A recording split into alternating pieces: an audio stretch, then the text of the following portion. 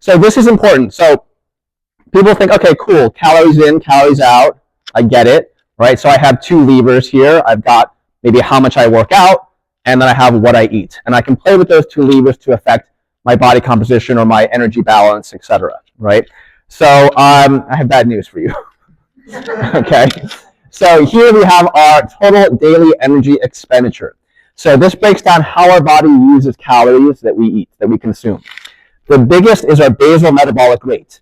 These are calories used just to keep us alive, right? Just to keep the lights on, to keep your brain, your gut, your body temperature up, just to basically keep you alive. It takes most of the energy that we consume goes to that. Then we have the thermic effect of food above that, a smaller category, but you are essentially a meat furnace, right? And if I take a piece of chicken and I consume it, my body needs to break down those chicken into chicken amino acids, reorganize them into David amino acids, and then become part of me. And that all takes work. That takes caloric energy to actually produce that change, to process that food. Then we have something really neat, non-exercise activity thermogenesis. We're all doing it right now. This is walking around, fidgeting, tossing and turning while you sleep, going for a walk, gardening, basically all the general movement that you're doing throughout the day, which does take up a good bit of effort. And then finally, we have EAT, exercise activity thermogenesis. So this is going to be one of the smaller categories, and this is influenced by our exercise. Okay, so the interesting thing about this, you might say, okay, well, if I exercise more, surely I'm going to increase my output in terms of calories, how many calories that I'm expending through exercise. And to a degree, yes, that would be true, but there's something known as the exercise paradox, that essentially humans almost have a set point of how many calories we burn in terms of, especially within exercise. So there's been interesting research. In 2012, there was a study from Duke University, and they looked at the Hadza people, who are hunter-gatherer society from Tanzania, and these are people who are spending all day trekking, hunting, climbing, very, very active people.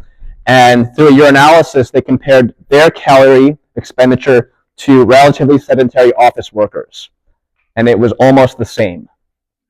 It was almost exactly the same, to a few degrees, to a few calories, in terms of the basic distribution that you had there, right?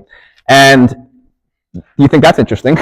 How could that be, right? So one of the kind of hypotheses that they have around the exercise paradox is that when we increase our EAT, our body will decrease meat or other elements, right? It will decrease and conserve other calorie expenditure within our body to balance that, so we don't end up using more calories to express movement in our lives, right?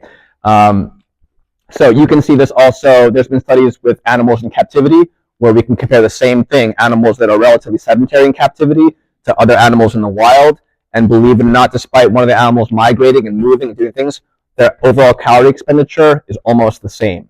Okay, so your body is very efficient. So the take-home point with this is that we have these two levers, but that in terms of energy balance, the nutrition lever is a big lever, and then the exercise is a little switch, right? You can do.